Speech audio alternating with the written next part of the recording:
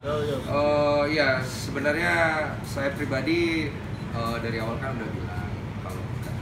Cuman memang ada suatu hal yang dia juga minta pribadi kepada saya untuk tidak dibahas karena itu akan mengganggu dia juga. Dan saya pribadi cukup bisa menghormati hal itu mengingat dia masih seorang ibu dan punya 2 anak yang menjadi tanggungan gitu.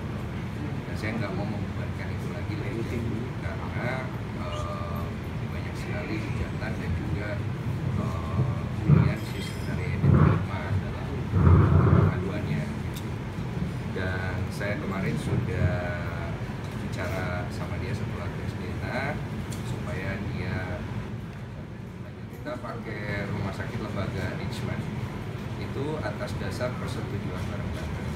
Karena waktu itu aku bilang sama dia, kamu pilih aja rumah sakit yang mana yang kamu mau. Dan setelah itu dia masih belum bisa tentukan. Saya kasih 2 pilihan waktu itu, ada Prodiat, ada Richmond, dan dia milih yang paling bagus yang mana katanya. Ya Richmond ini oke, saya bilang kalau kamu mau dan oke. Dan akhirnya kami memutuskan untuk melakukannya itu di bulan Februari. Walaupun ada kendala dalam masalah waktu sehingga saya hubungi 4 bulan sebelum Februari. Jadi cukup ada penguluran waktu karena kondisi dia yang masih shock sih sebenarnya. Sebenarnya waktu penerimaan itu kan lembaga ini nggak sembarangan. Kita pakai lembaga yang sesuai dengan prosedur dari bawah sumpah. Saya aja nggak bisa ngambil kalau nggak ada si verdinya. Dan ketika akhirnya sudah diambil, itu harus kita tanda tangan surat gitu loh bahwa ini benar kita terus 2 orang. Dan saya nggak buka, suruh dibuka. Ada rekamannya, dan saya cuma bilang gimana, bos, kaget dia bilang, saya minta tes lagi, sabar dia, emosi. Sebenarnya begini, saya udah tahu dari awal kamu ini sedang bermain ini, karena saya tahu pelakunya. Cuman membicarakan hal itu hanya membuat semua menjadi lebih lebar lagi. Karena ini urusannya udah masih ke hukum. Tapi saya kasihan sama kamu. Kamu ini kan perempuan, punya anak. Apapun masalah kamu, ada jalan kok untuk memperbaiki. Tapi memang ada konsekuensi yang mana pasti ada ya moral punishment. Itu yang saya alami. Dan dia bilang sama saya rasanya pengen mati mas. Apa dia? Ya itu yang saya rasakan dulu gitu loh. Tapi saya bilang sama dia, saya mau meminta dilakukan tes DNA ini bukan untuk mencelakakan kamu, tapi saya memikirkan masa depan anak itu. Anak itu nggak bersalah, anak itu nggak tahu apa-apa. Dan apa semua karangan yang kamu buat di media dan juga pelaporan saya di kantor polisi itu bukan hal yang benar.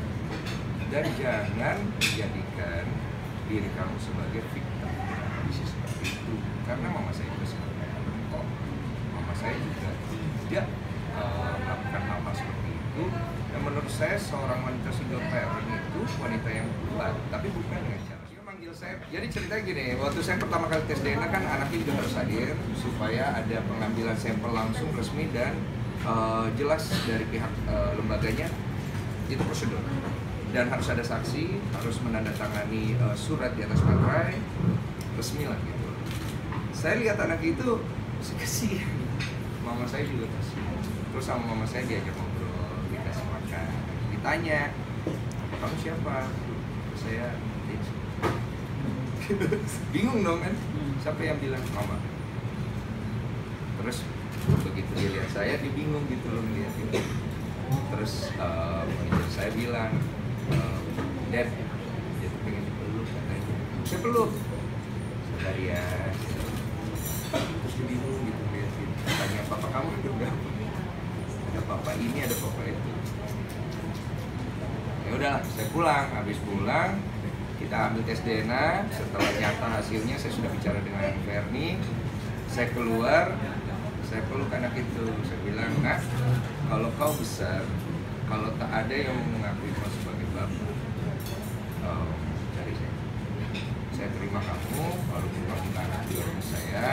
sih secara moral kamu sudah ada keterkaitan dengan saya tahu pasti akan berantakan, tapi jangan kalau orang bully kamu sebut nama saya biar mereka bully saya akan bantu kamu.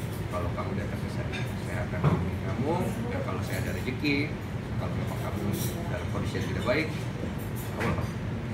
Mama juga mendoakan dia supaya anak ini bisa jalannya bagus, karena hasil dari kondisi seperti itu sangat gak bagus buat mental anak kecil. Anak kecil ini kan nggak tahu apa-apa, dia dari umur sekian tahun sampai 13 tahun itu mereka kan pola pembentukan pemikiran apa yang dia lihat saat itu, dan kondisi seperti itu akan membuat dia trauma pasti, dan anak perempuan ngerti karena dia ngelihat gitu, dia ngerti tapi dia bingung kok gitu loh mas. Iris saya sih sebenarnya sih mas gitu loh, masa gara-gara besar gitu segala macam ya, mau ketemu anaknya untuk menambah trauma anaknya gitu. Karena kan anak ini kan sebenarnya bukan saya bapaknya, terus dia minta saya ketemu supaya dia mau jebak secara emosional buat apa gitu. Anak ini udah nggak tahu apa-apa, mau dikasih lagi ketemu tambah emosional, anak ini merasa saya benar-benar bapaknya. Itu saya nggak ngerti ya pola pikirnya ya, menurut saya itu nggak bijak sama sekali gitu. Bukan saya ini mau menyangkal atau perkataan saya 6 tahun yang lalu tidak sesuai. Saya memikirkan kondisi psikologi anak ini. Karena kalau misalnya bukan saya bapaknya, terus saya ketemu sama dia, terus saya peluk, kan ada bangun emosi.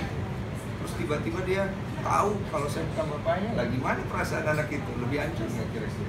Terserah sih pemikirannya. Sebenarnya tidak ada pembuktian buat saya, lebih kepada saya harus mengembalikan kehormatan ibu saya. Karena ibu saya single parent. Semua hinaan dan juga semua fitnah yang diterima ibu saya bayar terus. Karena ibu saya tidak pernah melahirkan anak tidak bertanggung jawab. Dan orang nggak perlu tahu bagaimana cara ibu saya membesarkan saya. Nah, orang juga nggak perlu tahu cerita saya. Karena orang yang senang ya senang, kalau nggak senang ya senang. Tapi saya harus membuktikan dalam perbuatan saya bahwa ini harus ditegaskan. Makanya 4 bulan, sekitar 5 bulan lalu berarti saya meminta dengan paksa. Ini harus diselesaikan. Saya nggak mau lagi ada gulir-gulir kiri, kanan, depan, belakang, berdrama, begini. Saya nggak mau. Ini harus diselesaikan di tes DNA. Saya tunggu waktunya. Dia kaget kok. Saya bilang, saya nggak main-main. Saya bukan ini nomor. Usia saya sudah cukup. Saya harus menyelesaikan apa yang menjadi kesalahan di masa lalu, yang bukan pula saya yang membuat. Saya juga yang harus membereskannya. Karena saya memikirkan nasib anak ini. Ya udah. Anak ini saya ini anak single parent. Saya tahu perasaan anak itu. Nggak mungkin saya nggak tahu saya anak single parent. Saya hidup dengan benar-benar tidak ada acuan yang jelas dari kedua orang tua. Tapi mama saya berperan sangat besar dan papa saya bukan pencuri. Papa saya mencari saya dan bahkan membiayai saya cuma mama saya aja. Saya ketemu papa saya bukan papa saya. Tidak ada satu kata pun dari mama saya yang keluar menjelekkan papa saya, dan tidak ada satu kata pun yang keluar ketika saya ketemu bapak saya menjelekkan papa saya. Bapak saya orang hebat, mama saya orang hebat, dan saya mengembalikan hak